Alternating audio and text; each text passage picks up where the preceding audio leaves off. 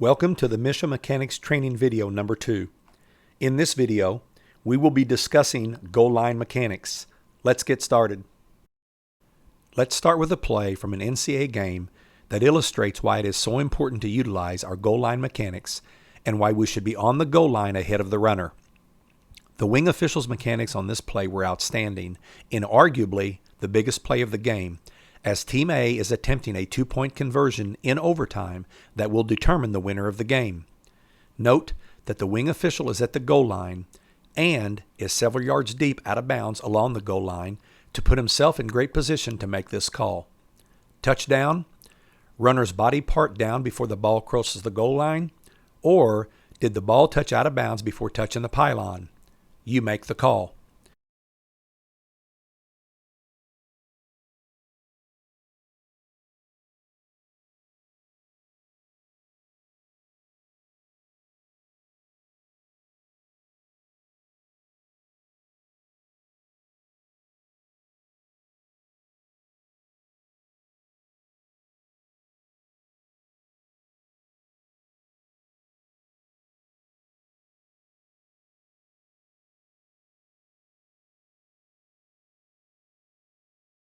What a great play to emphasize why goal line mechanics are so important. Let's look at a few plays where the ball is snapped between the B10 and the B5 yard line, where the wing officials do a nice job of A. Releasing at the snap towards the goal line, B. Being on the goal line before the runner, and C. Officiating off the sideline.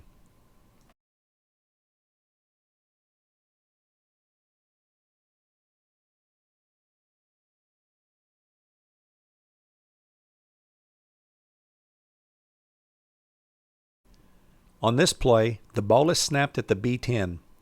The line judge does a nice job of getting to the goal line, but is hindered by the goal line marker.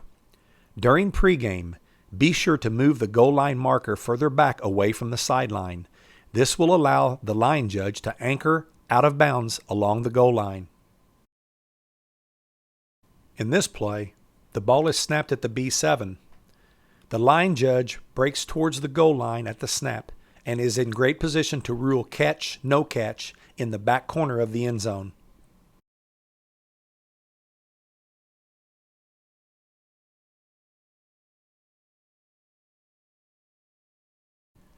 The intersection of the goal line and pylon are threatened on the following plays. Note that the covering wing officials do not release at the snap and therefore are not in the proper position to rule in the play. While the covering official may get the call correct, being in correct position helps you make the right call. Be sure to include goal line mechanics as part of your pre-snap routine. On the following plays, with the ball being snapped inside the B10, the wing officials do a nice job of breaking towards the goal line at the snap and officiating back to the forward progress spot.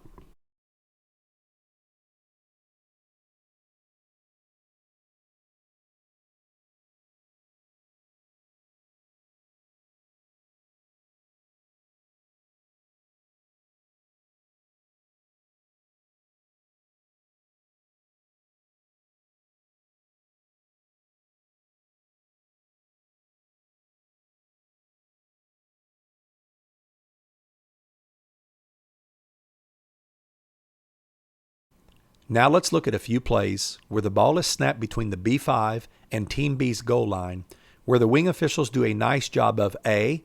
Releasing at the snap towards the goal line, B. Being on the goal line before the runner, and C. Officiating off the sideline.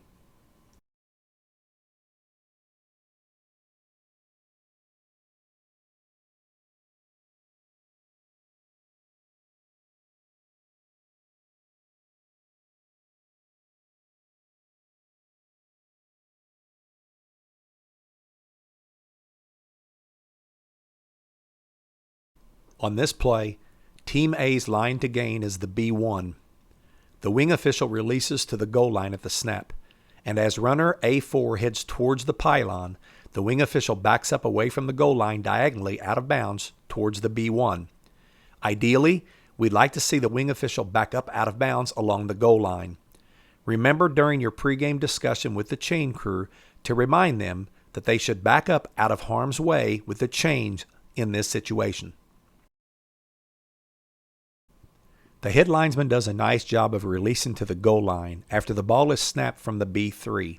However, a subtle change could be made that would position the head linesman on the goal line further out of bounds. We'd like to see the head linesman move towards the out of bounds near the limit line and be stationary when the runner crosses the goal line.